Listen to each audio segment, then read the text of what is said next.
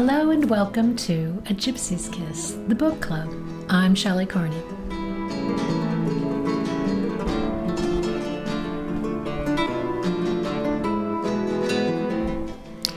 And I'm Toby Eunice. Stick with us a couple of seconds and we'll introduce you to Chapter 24, Dancing with the Millennium.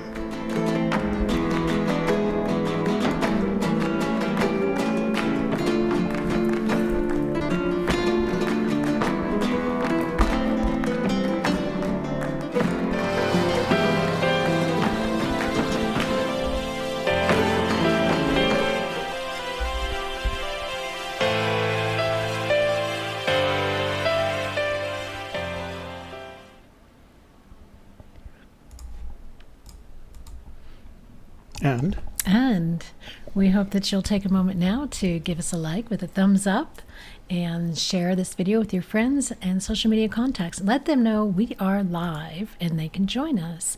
Make sure you subscribe and click on the bell to receive notifications whenever we go live or release a new video. Oops. Housekeeping, you want towel? And for housekeeping, we would like to thank our moderators, Jimmy Fast, Joel Lewicki, Jason Eunice, Brian Eagle, and Eric Schmidt. These gentlemen do a wonderful job of not only keeping our chat room safe, but also providing additional links and information, especially for new searchers who are looking for that. So we appreciate you gentlemen being in our chat room and helping us out with that. Today's presentation will be followed by open Q&A along with call-in. You can call the phone number 1-800-947-1043 to get your question asked by phone after we open up the phone lines after the presentation. Until then, you are welcome to send text messages or voicemails. And you have anything to add to that one? No, we'll, as you said, we'll open the phone lines after the presentation. Do me a favor and restart the analytics. Yeah, just press page? that. Yep. Okay. There you go. That's very good. And you can go back to wherever you want, including chat at this point. Don't worry about that. I know it says bad, but it's not. Okay. Okay. All right. Intro. Today's presentation? Today's presentation is on The Thrill of the Chase, Chapter 24, Dancing with the Millennium. We have said in the past that we think of this particular chapter as in the top 5 most important chapters in the book, and for reasons in addition to the fact that we're going to review the text. There's a couple of things we'd like to mention about the photographs in this particular chapter, but we'll save that for last. And of course, as Shelley said, if you come up with an idea for a question, text it to our 1-800-947-1043 number.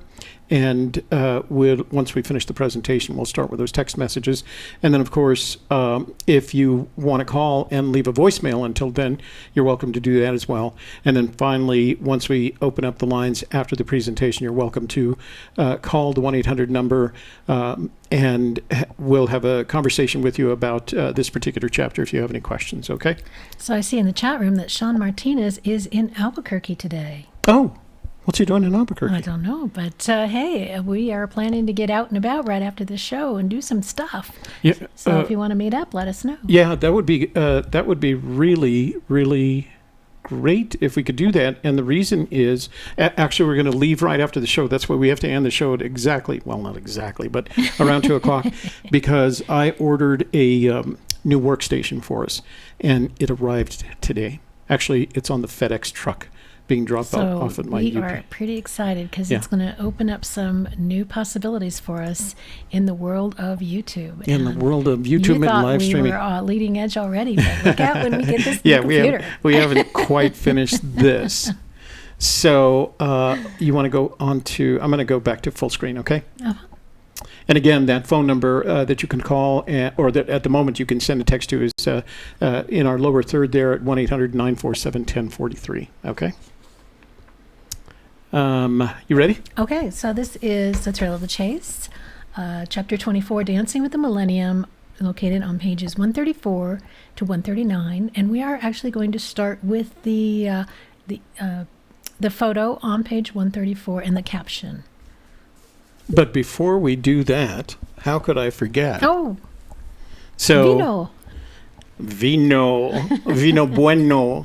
So today we're doing the layer cake, and as you guys probably know, what? Is that why we had the Argentinian music to start with? Yeah, well, the flamenco, the Malbec, the gypsies, Get us in the mood. Yeah, just get us in the mood. So today we're doing a layer cake. It's a Argentinian Malbec, 2016, and I thought after the last several weeks that we've had these sweet and picnic wines that we should go back to kind of the basics, what I call the bone-in ribeye wine, because that's how I like drinking it. Well, there's a picture of a chocolate cake on the front, so I'm hoping it tastes like chocolate cake. Yeah, you think? It is Argentinian. It could very well be. What are we toasting? Oh, well, my daughter just had her birthday on Monday. She turned 24, so we could toast to her birthday if you like. Happy birthday, Alicia. Happy birthday, Alicia. Ting.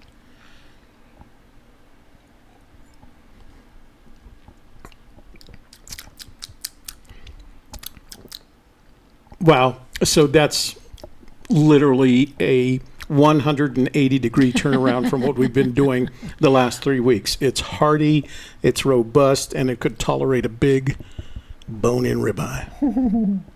Mm-hmm. Yeah, very nice. A little bit of the tannins, but you expect that from the Argentinian Malbecs.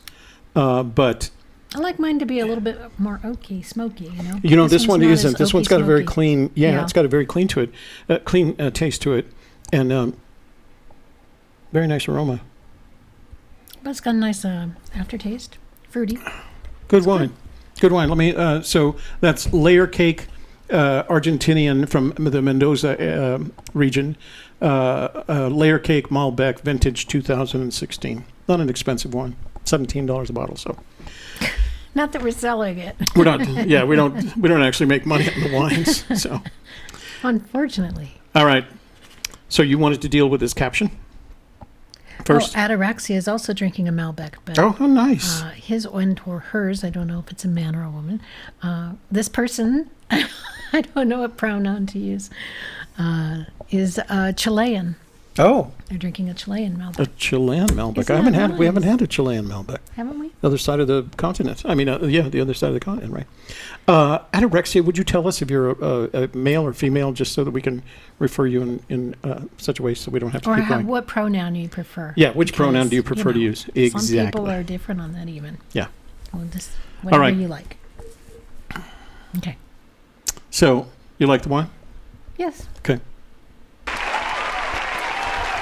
Have you got a new toy? Toys. I love toys. Okay. Page 134, the caption underneath the photograph, quote, "Ring the bell loudly for he who dies with over $50 is a failure," unquote. Mm-hmm. So how do these two halves of a statement fit together? When used as a metaphor, ring the bell loudly must mean live life to the fullest. Sing, laugh, speak your truth, and take risks. Then the second part of the phrase reminds us to use up every last resource available to us to make our own lives meaningful and impactful. We only get one life, and time for us is linear. From birth to death, we have a duty to ring loud, shine bright, and be all that we can be. U.S. Army. I got that all from that phrase. That's pretty good. But it's also a precursor to this particular chapter. It tells you what the chapter's about. Mm-hmm. So there are a couple of things in the photographs, the misspellings that everybody notices as they go through the book. The misspelling of the word dollars, the misspelling of the word knowledge. When I first got the book, and I noticed that because I'm a photo junkie, I actually wrote Fenn and asked him about that. And he wrote back to say that they were intentional, that sometimes he makes mistakes so he can see if anybody notices. So I thought it was an expensive mistake for a bronze bell and a bronze jar. He was going to bury him anyway. That's true. Page 135, paragraph. It's his artwork. He can do what he wants. Sorry. It is. Yeah, that's right. That's what art is all about, right? That's Expressing yourself. That's right. And maybe there was some meaning to it in his mind that he didn't want to share. Like we do here. We express ourselves. We spend Tuesdays and Thursday afternoons expressing ourselves. That's right. Like this wonderful winery in Argentina did when expressing itself. Express yourself. Full-bodied It's a Madonna song, right? Yeah. Express yourself. All right, let's not wander too far off track, Okay, ladies and yeah, gentlemen. let's get back in here. to it. Page 135, paragraph 1. I've always had a love for history, and that's why I like to collect and talk about old things. Maybe it's because the people who lived in olden times seem so mysterious to me. I've wondered what they did when they weren't doing anything, but those who will be living in the future really arouse my curiosity. Someday, will all of the land in New Mexico be covered with houses and asphalt? Will there be no requirement for farmers because everyone will be eating food pills made with chemicals instead of eating real broccoli and squash? My New Mexican came out there. That might not be all bad. Yeah, I agree with him because I don't like either broccoli. Well, I kind of like squash, but broccoli. All right. So this opening paragraph tells us that Fenn loves history but is curious about the future and how life will change. He specifically mentions the land in New Mexico as he wonders if people will come across his treasures as they build houses and roads. He didn't wonder about the Rocky Mountain region. He wondered about New Mexico. Sean Martinez, this would be a good time for you to pull that quote that from the email that you received.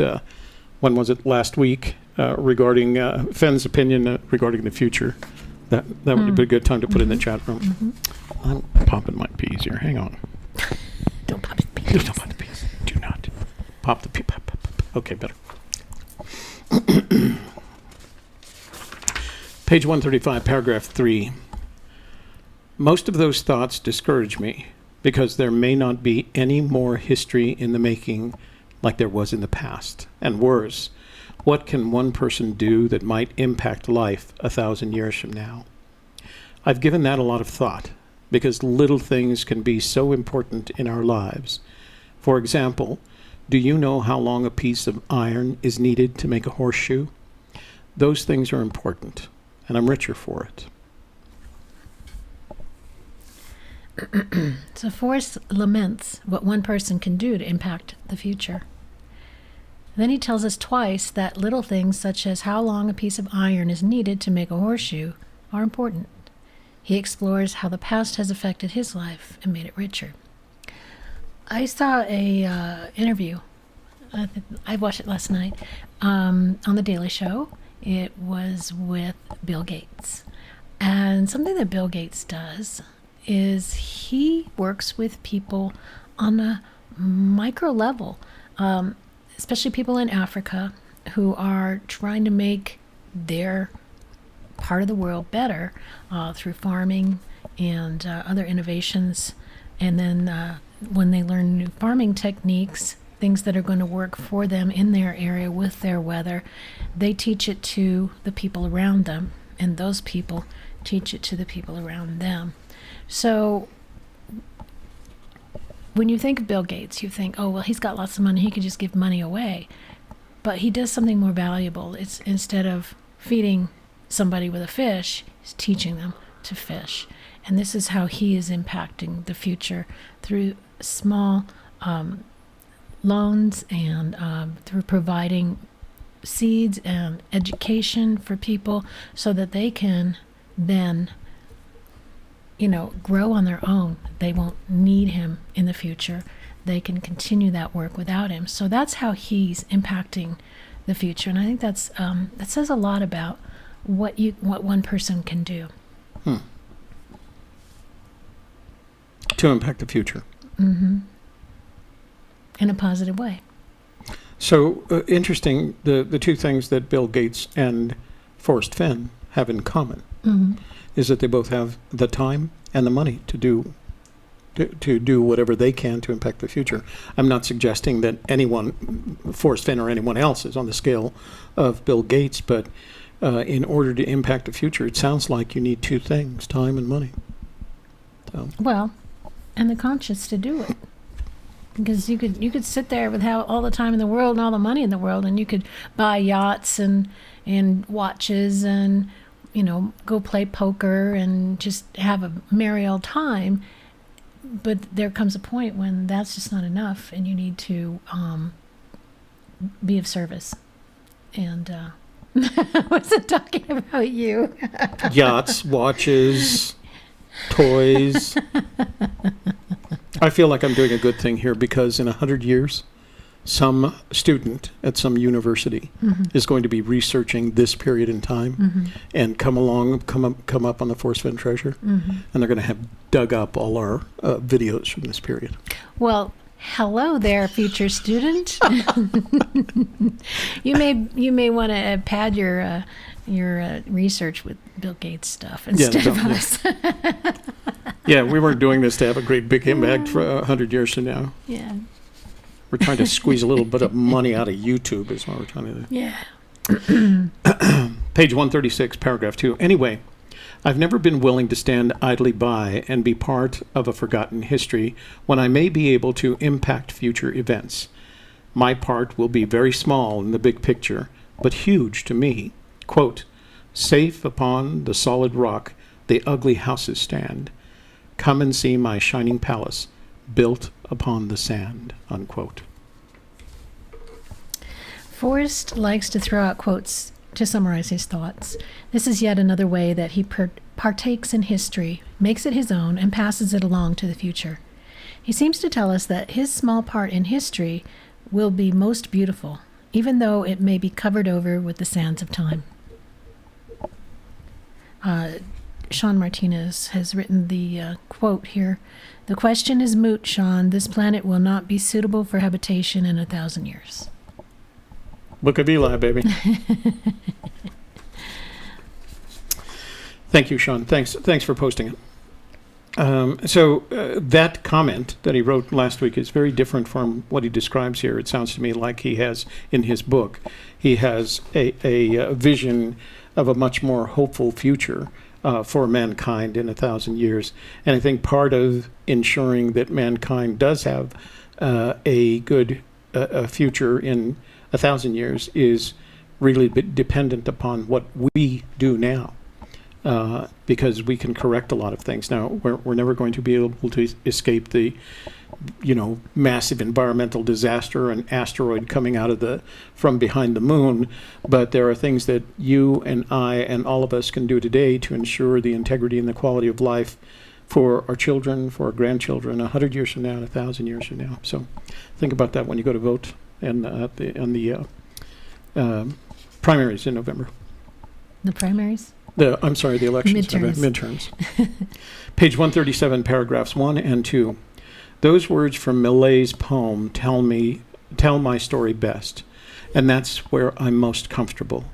There may be laughter and glee, but because you won't be there when it happens, I'll tell you of my secret plan.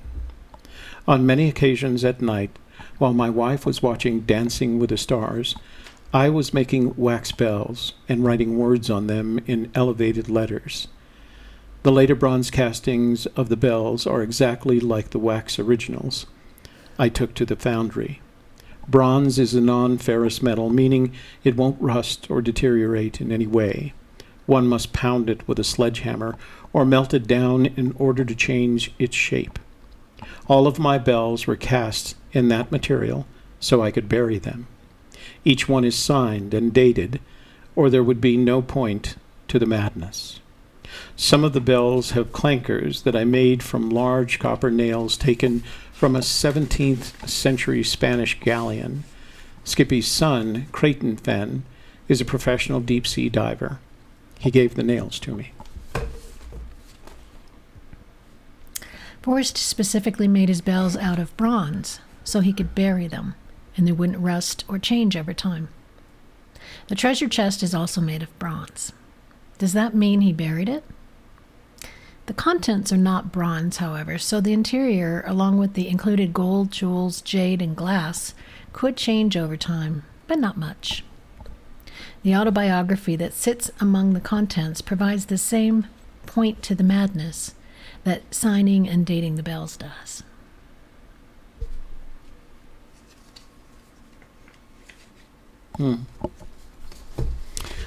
So the treasure chest is bronze and has the same characteristics as the bells and the jars.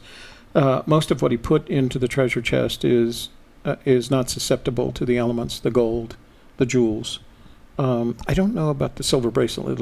It'll certainly tarnish, but I don't know that it deteriorates. I think most of the objects in the chest are protected. In the few objects that he had described thinking about, there was an antique watch that he was thinking about, and then in the end decided not to. Anything that could be affected by the elements, apparently, he's put in the brass jar. Brass jar? I'm sorry, the glass jar, the glass olive jar. His biography and the locks of his hair. Page 138, paragraph 1. I buried those bells about 3 feet deep, so a metal detector can't find them. Some may be on land owned by the American people, but tended to by the Bureau of Land Management. Other bells have words that say, quote, God will forgive me, that's what he does, unquote. And, quote, imagination is more important than knowledge, unquote. And, quote, it doesn't matter who you are, it only matters who they think you are, unquote. There are others, but these illustrate my point, if not my logic. Hopefully, no one will happen upon a bell for many years. Around 1,000 would be perfect. The Rosetta Stone was undiscovered for 2,000 years, and don't you just know the guy who carved it is proud. 1,000 years, huh? But we're not going to be habitable in 1,000 years. So, Fenn has recently written to Sean Martinez in response to a question, and that we may not be here, or the world may not be habitable in 1,000 years. Yet, when he crafted and buried these bells, he had hopes that people would discover them and think back to this early millennium. He buried some on BLM land. Others he has only told us what they say, not where they are located.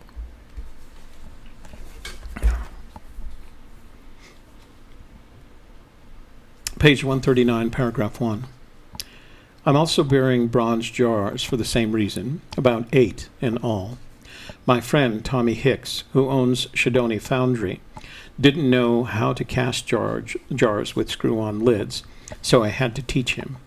It's a secret technique that I discovered when I ran my own art foundry many years ago. The same autobiography that's in the treasure chest also is in the jars, which are decorated mostly with dragonfly or frog designs.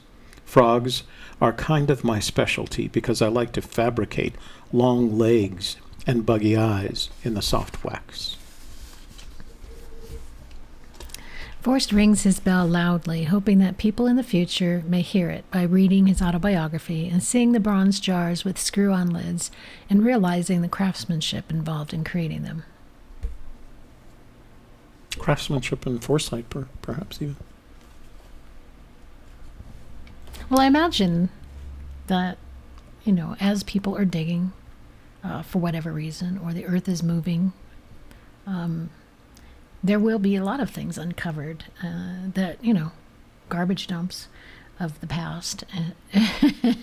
Just the way San Lazaro was, discovered by moving the earth around and digging, and oh, look, here's a whole pueblo.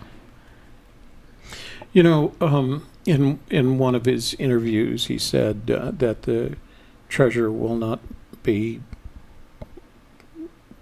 discovered accidentally, that you have to look for it.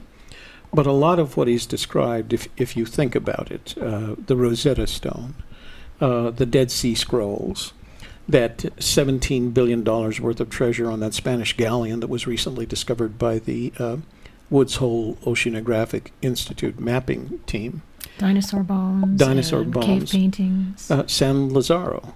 Those were all discovered by accident over a matter of time, some with the benefit of technology. But if I remember correctly, the way the Rosetta Stone was discovered was the French Foreign Legion was either excavating or building a fort. And it was one of the stones that they were going to use. So it was purely accidental. So, and because of the changes, it's interesting because this very last quote where he doesn't have much expectations of humanity in 1,000 years, yet in the book, in this particular chapter, he describes, like I said, a much more agreeable or positive future, it surprises me. There's got to be something to what he said when it will not be discovered by accident, because some of the great treasures of historic or ancient man were and have been and continue to be discovered by accident.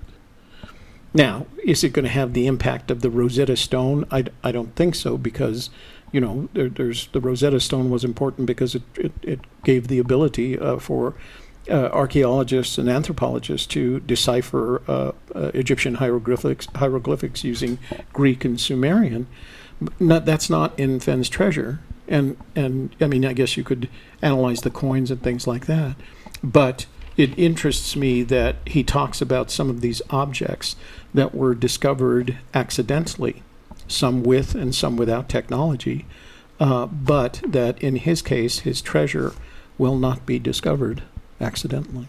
Well, and when he was saying that, he had meant right now, camping or going out picnicking or fishing. You're not going to just stumble across it. Mm-hmm. I don't think he was talking about in the future, if they put in a housing development, they'll never come across it. They probably would if they decided that was a place they wanted to do that. It could refer to, however, the type of land that it's on will never be developed for some reason or another. If it's unstable or if it's a waterway or whatever it is, there's a reason that they won't develop that land. Mm-hmm. So, anorexia answered your question. Very feminine and occasionally masculine, but always female. Oh, good to know.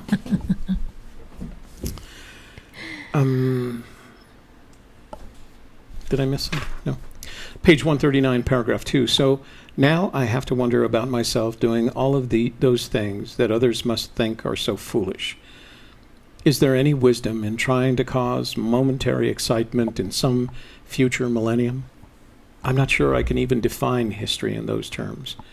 And what if no one ever discovers my art? Will my time have been wasted? I guess the rewards have been doing it. I want to read that correctly. I guess the rewards have been in doing it, and the enjoyment that comes with dreaming about what might happen someday. No matter, it was more fun to run the risk of being foolish than to watch Dancing with the Stars. Apparently not a fan of reality TV. I don't blame him. Okay.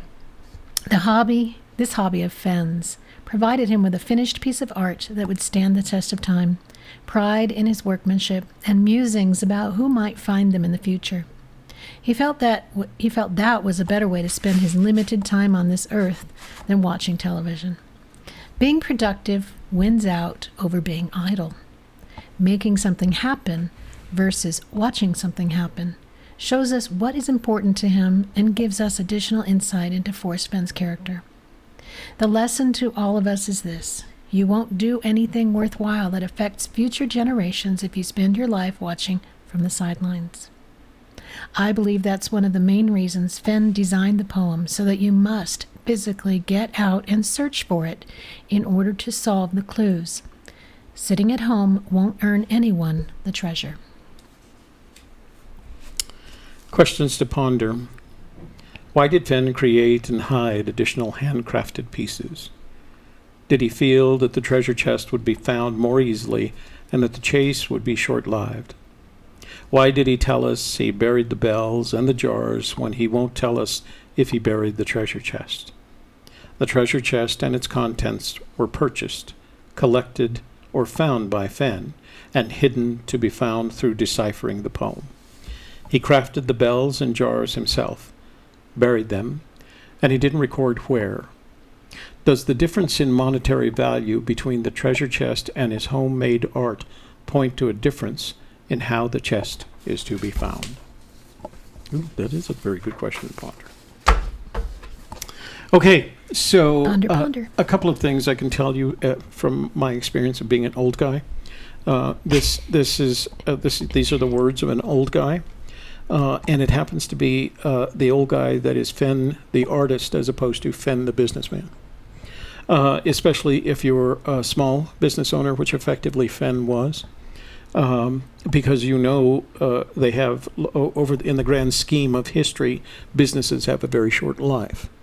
Artists are always one of the things that artists do. It is in their nature, I think, is to ponder how their art will be seen by future generations. And indeed, Fenn admired some of the old masters more than he did the contemporary artists, and focused on, bringing them back to life. Fashion, his paintings now are selling for the tens of millions of dollars, and part of that is Forrest Fenn's doing, because he effectively rediscovered fashion and brought his art into the public eye. And fashion, if you look at any of the things he's ever written, one of the things that he thought a lot about was how his art was going to be viewed in the future. And Fenn is doing the exact same thing in this chapter. And to me, it is insightful in the sense that it tells me how Fenn would like to be remembered, not necessarily as the owner of a prominent gallery in Santa Fe, New Mexico, a town of prominent galleries, but as an artist and as a thinker and as a visionary and as a man who would like to take the risk of hiding a treasure, hoping or not that one day it would be discovered, whether by accident or not. So this is one of my favorite chapters in the context of understanding Fenn. I liked it a lot. Okay. Are we ready to hit the chat room? We are ready to hit the chat room. So want to talk about super chat. Wait, yeah, I do want to talk. Lost OBS. Hang on. We're gonna leave it. Oh no, I have to do the transition. Oh, done. Okay. Transition. All right. There it is. Sound effects, baby. So we're going to start our presentation. A couple of things I want to remind you of. If you'd like to contribute to our project, you have the opportunity to do so by scrolling down to the bottom of your screen and looking for the $ icon. Click on that and follow the instructions, and make a contribution to our project. You're welcome to do that. In addition to that, I'm going to turn on the phone lines, so that if you would like to call us and make a live comment over the air, well, over the YouTube. What do you call this? It's not the air. We're not transmitting. Interwebs. The interwebs. If you'd like to make a comment over the interwebs, that of course, those students in the future will be reviewing 100 years from now. So make sure you have a good question or comment. I'll take PewDiePie. I'll take these old people talking about this further. Loser. I'm doing research on PewDiePie. Casey Neistat. Well, yeah, I've got these old guys. And, of course, you can also send us a text message to the 1-800 number. The 1-800 number is 1-800-947-1043. So feel free to send a text or call in, and let's talk to you, okay? In the meantime, while I'm looking at this, because I do have some already, why don't you go ahead and review the chat room for All right. Well, let's say hello to our friends in the chat room who have joined us today for our book club. We have Ataraxia, the beautiful and talented Ataraxia, and the very calm and serene Ataraxia. Dave Erickson, hey. Mark Carl's here, hello. Britt Chaser, hey. Jono, do you ever sleep? Yeah. Jonathan, really? No kidding. I feel like Brian Williams. Did you ever sleep? Did you ever sleep? Did you get some sleep? Go home and get some sleep. It's been a late. We have Jeep Girl Jody from Colorado. Beautiful Colorado. Oh, we got $5 in the super chat. Hit the button. Let's see what that says. Oh, it's from Jan Schultz. Delgatti found the chest. I'm headed to get it. Delgatti did put in the chat room where the chest is located. So Jan Schultz is off to go get it. Wait, so you're going to get the chest and we get $5. Come on, Jan. Well, she hasn't got it yet. Multi-millionaire here. Or he hasn't got it yet. Sorry. Right. Jan could be a man's name as well. Thank you. That was very kind and thoughtful of you. We really appreciate every time somebody gives us a super chat. That's right. That's right. Jeep Girl Jody, Britt Chaser, Journeyman. Rick Plank from Cincinnati. Sean Martinez, of course. Goldilocks. Steve Rempel.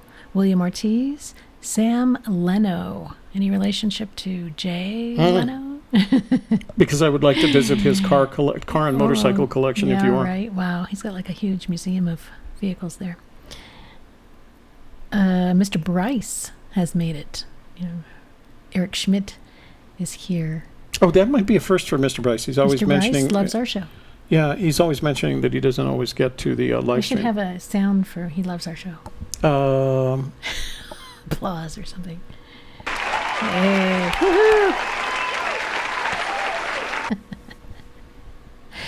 Jeremy Milstead, salutations. Allie Jeffs. Oh, that's Sean Martinez's. Yeah, she says she's with Sean in Albuquerque. Yeah. Well, we should get together if you guys aren't too busy. Steve Gahagan is from Frosty, Nebraska. Is it getting cold up that way?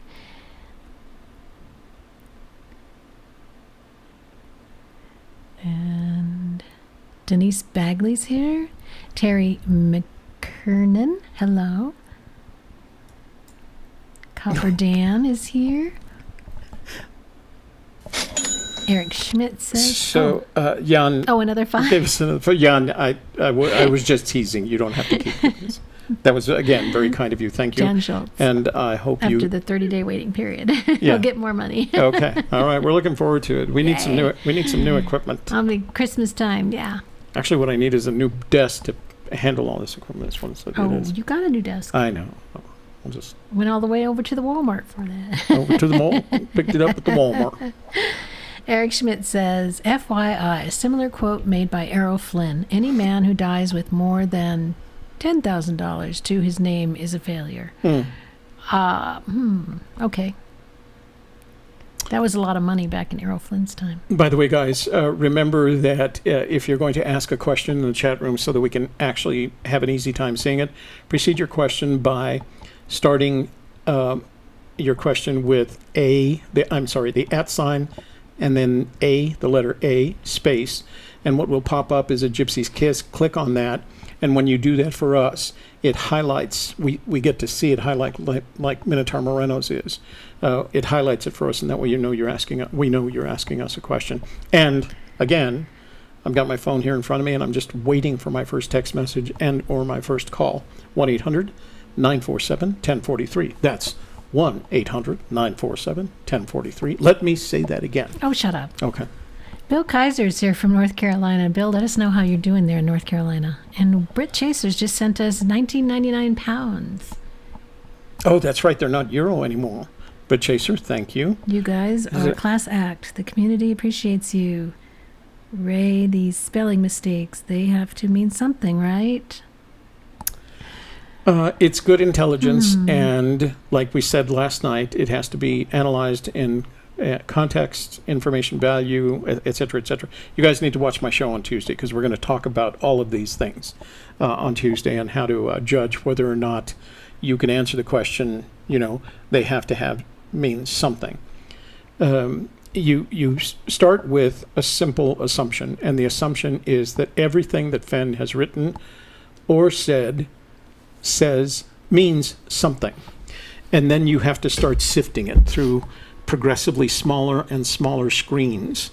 And eventually you end up with the 9, 10, 15, 20, 25, whatever that number is, of things that actually do mean something. And we're going to be talking about that on Tuesday. I'm going to give a... You didn't get a cha-ching for... Oh, I'm sorry. For John O'Jones. You were better at doing the ka-ching.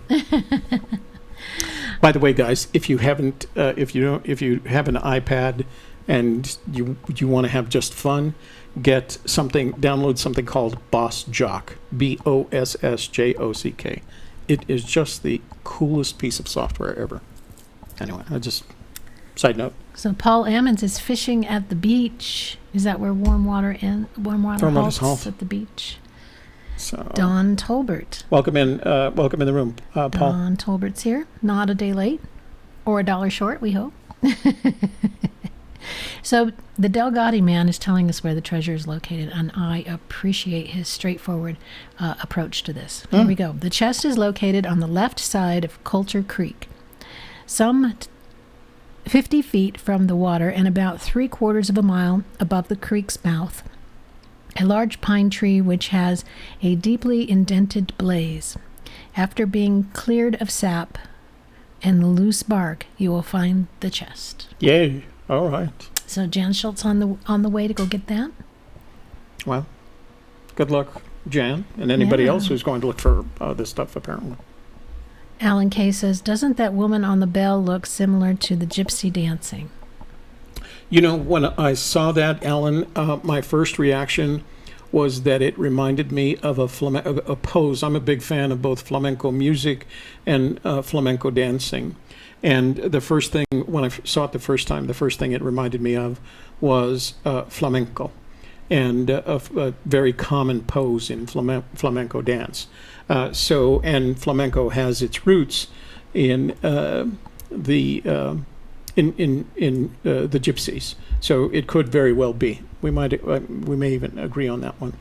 You know what? My Steve Rimple says, I think of the chest as being in the corner of a room. It's a place people don't go for obvious reasons, and because of that, people won't happen upon it. Follow the clues to the chest. I like when people share their opinions in a very positive way like that. And Jan Schultz reminds us all to hit the like button and help out AGK. That's right. Because YouTube likes it when you like us. Then Minotaur Moreno says, for someone as meticulous as Mr. Fenn is, wouldn't you think mistakes would drive him crazy? Could the mistakes be where we find the hints in the thrill of the chase? So I think for someone as meticulous as Fenn, mistakes could be frustrating if he allowed them to bother him. And I get the impression that he doesn't allow mistakes to bother him. He just accepts them. If he can, he corrects them. When you're making a bronze jar that has a mistake in it, you don't have a lot of options. You can beat it to death with a sledgehammer, or you can remelt the bronze and use it in a second jar, or you just accept the fact you made a mistake, explain it away by saying, I do that on purpose to see if anybody notices, and go forward. It can't be easy to cast a bronze jar with a screw-on lid.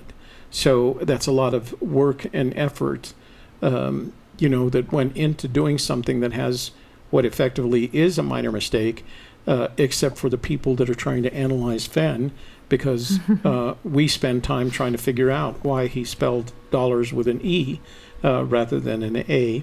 And his response is, I did it on purpose, which is what a meticulous person who made a mistake might probably say. So I don't know that.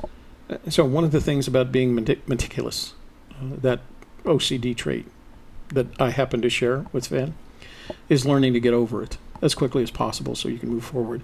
Otherwise, as Shelley advises me, it hangs you up. It's an obstacle. You create your own set of obstacles. It's a what-if obstacle. What if I hadn't made that mistake? And the correct thing is, I made a mistake. It's an insignificant mistake, except for someone as meticulous as me, and I need to move forward on it. So I can share in that experience. I can share from experience what he might be going through when that happens. Yeah, and I think he has a lot in common with my dad. I think my dad and Fenn could be good friends. Could have been good friends because my dad didn't like school. He actually dropped out.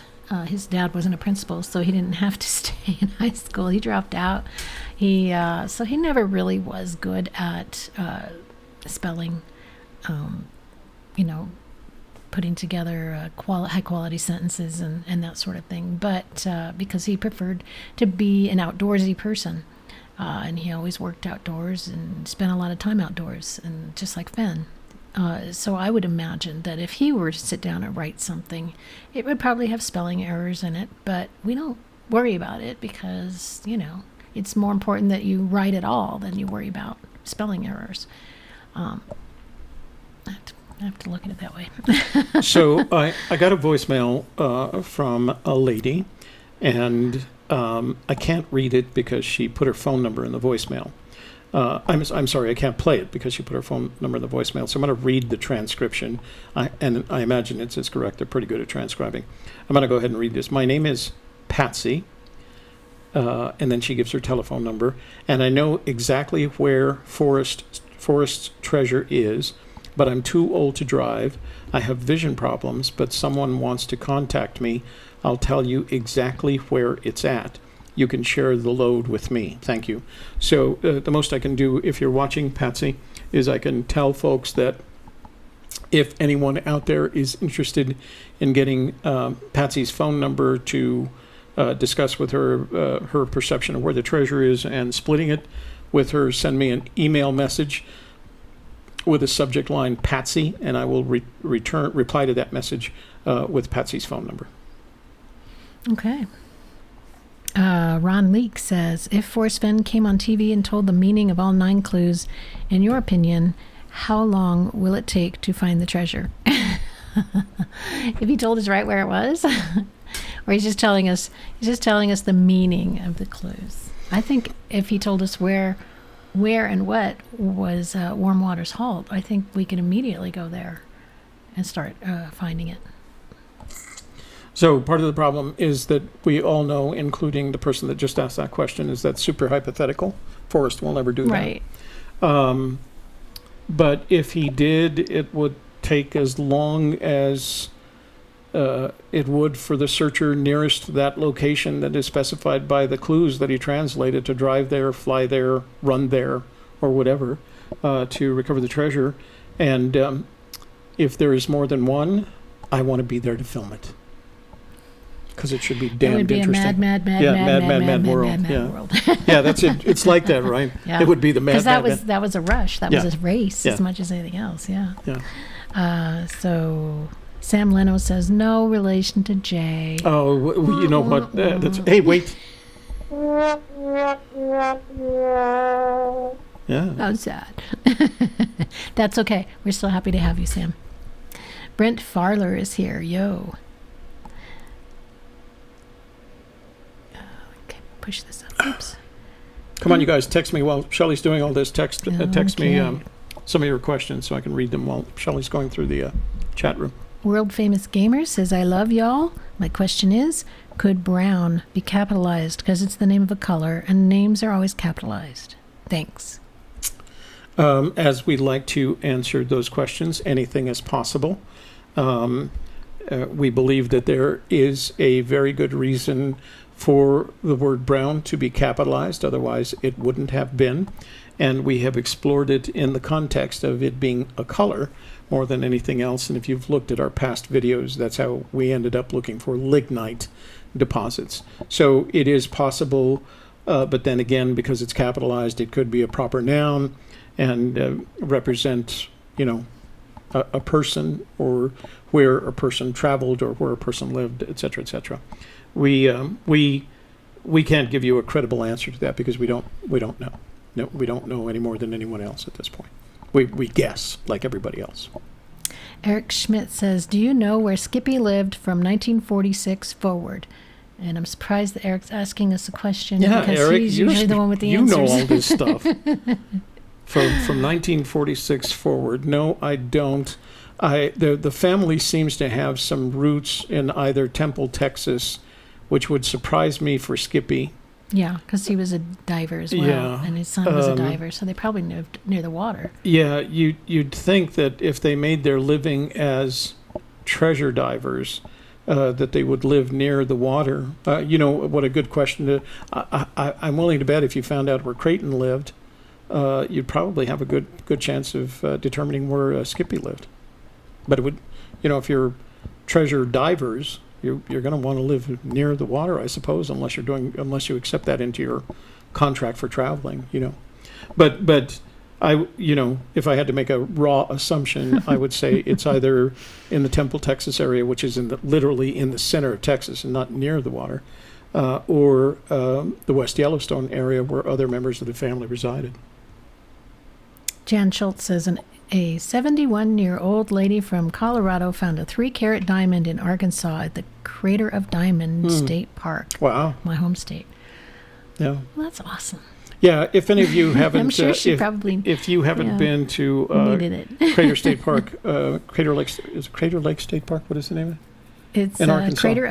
Crater of Diamond. Well, it has a name. It is a state park, and what they enable you to do is they have equipment that enable you to go out and dig in the park. And what they do is they turn the earth over with. I'm not a farmer. What are those things that you dig the earth with to plant before you plant? Plow? Plows. There you go. So they turn the earth over with these big Because you plows. have your swords instead of your plowshares. There you go. I'm a swords guy. So. So they turn the earth over, and then you take the equipment that they provide you, the sifting boxes and things, and you take your family and you go out and look for diamonds and other precious stones, because where you find diamonds, When are we going to go? I want to go. You want to go? Yeah. Yeah, it's a lot of fun. That would be a good vacation. And then you bring it back. Might actually find treasure on that and one. they have a big open space covered thing. Give me a word. Where would you park your car if you weren't parking in a garage and you wanted to protect it? Carport? Carport. They have a big, massive carport that doesn't have any cars in it, but it has the flowing water so that you can sift through the, Portico? Yeah, and people do find stuff. A little girl, I remember about 2 years ago, a little girl found from India? No, she wasn't from India. I think she was from Arkansas. Oh, good for her. But she found a 1-carat diamond. Wow. Now, they do point out that these diamonds, although some of them are pretty good size, but almost anyone who goes will find diamonds, some of them progressively smaller than 1 carat or 3 carats. But there's a very good probability that if you go there and you spend some time there, you'll find diamonds. Now, apparently the only thing that I've heard about them is they're not of the quality of the diamonds that are being dug out in, say, Africa. But you can have them cut into gemstones and put into, mounting. So Probably more of a value would be using it as a tool, cutting tool. Yeah, more likely. But you can cut them. I mean, it's not going to be a, grade 1A diamond, Right. but it's going to, you can say. I found that. Mm-hmm. Okay. I can say Sherry gave me this diamond ring. It still has. What is that? I don't know. Who's Sherry? I don't know. I'm going to start dreaming about her, whoever she is. Sherry, baby. Okay. Julie Smith says, when learning a little flamenco, I learned it was all about duende. Wait, say that again.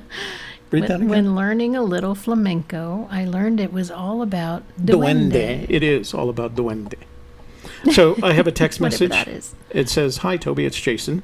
Would the search community be interested in attending a local Fenn collaboration gathering within each state?" So I'll leave that you guys to answer in the chat room. I imagine, considering that Fenn claims there are 350,000 people looking for this treasure, that there must be enough in each state for some kind of collaboration. The key to those kind of collaborative events is someone willing to take up the responsibility for organizing it, and I think that's I don't think it's as much, Jason, as whether people would be interested or not. It will be as interesting to them as dependent upon the person organizing it. So if you're in a state and you want to start organizing it, I'm sure you will attract Fenn searchers. But I don't think, my experience is that asking the question, who would be interested, is not the way to get it to happen. The way to get it to happen is set a date and start promoting it, rather than saying if people would be interested. I have a sense they might be, but I'll let some of the people in the chat room answer that question for you. All right. And Britt Chaser says, I think you're right, Toby. He got it wrong and tried to argue it away. I think he's done this with some of the things he said about the treasure too, a trait of his. Well, if you look in the Thrill of the Chase, there's enough editing errors in the thrill of the chase that you have to ask yourself, did you just not have an editor, or did you do that intentionally?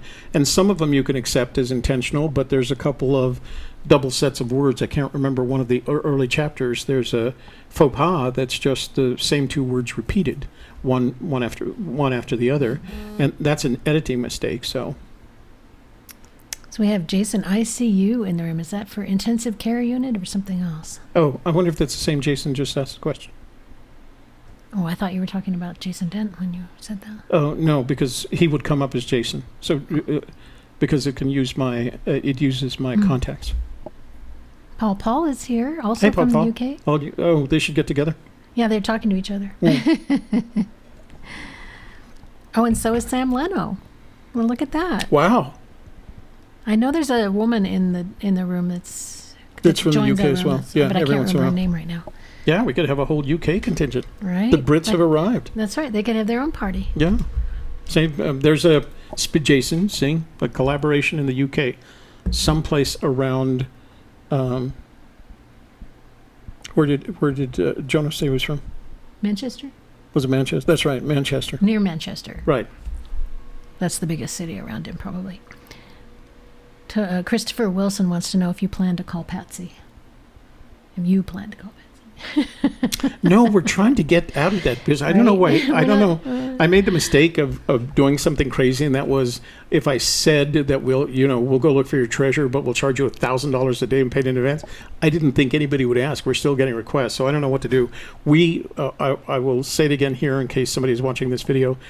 Shelley and I are not interested in looking for your treasure. We simply don't have the time to do that, and the likelihood, and we believe that the likelihood of you coming up with a precise location for that treasure is a very low probability, and so we don't want to waste our time and your money. Okay, so I do have a message from Susie.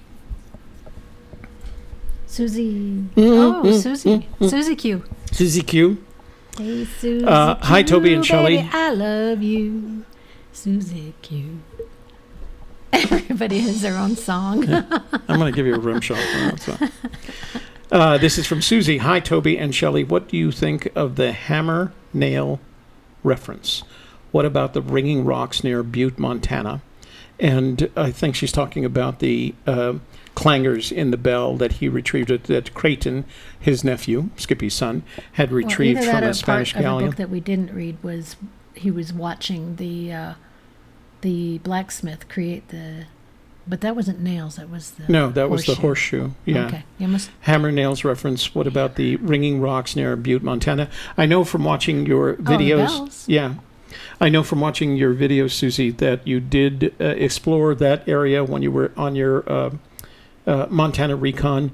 We don't, since we're not looking in Montana, we don't have any real valuable comment. I think the incorporation of the nails from the Spanish galleon as clangers in his bells is Fenn's attempt, not unusual for Fenn, I think, to take the past and incorporate it into the present by creating the bells and then burying it for the future. So what he effectively did is combine the past, his present, and the future, the potential for someone finding that bell, and the future in that one bell. And I think that's the importance of those clangers, because he could have cast his own clangers for those bells. What's going on over there? Well, world famous gamer is he said to tell Jason Eunice I said hello, but Jason then said hi, hey. He was in the room. We didn't know. Yeah. Hi, he must be busy and just have the sound on or something. He does indeed. Yeah, I'm sure he's working. So Duende is passion, soul, and focus. Mm-hmm. Okay.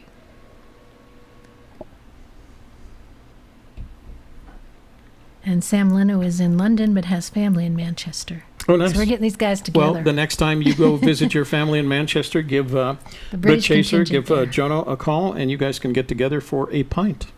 Huh? See how I did that?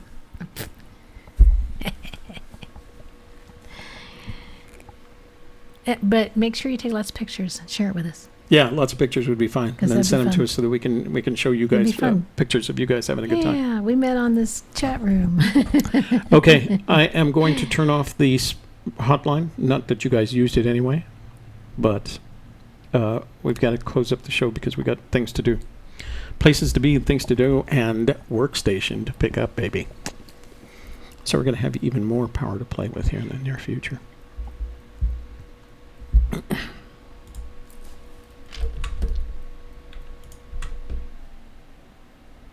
Oh, and Britt Chaser says there's another chaser called Jackie near Liverpool. That's Jackie, that's the name. one that Shelley was trying to think She's of. near Liverpool, Yeah. apparently. Are you aware, asked Sean Martinez, are you aware of any searchers currently searching for the bells or the jars? We are not. We're not, and we are not aware of anyone that has ever mentioned looking for them. And I think the challenge is, he said he hid them in the hills around Santa Fe.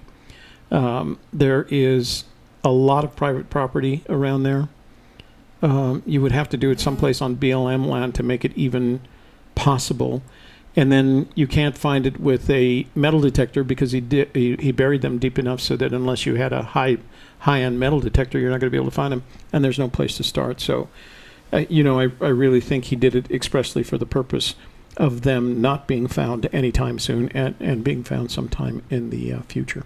And he follows that up with find a jar, perhaps find the chest as well. You know what? See, Sean, we've had these little conversations, Sean and I, where I think that one of the possibilities is that in the jars, not only is there a biographic sketch or his biography, but perhaps even something that might lead you to the location of the treasure, or someone in 1,000 years to the location of the treasure. We have a text message. It's long, so... let's see. It says, is this from Jason again?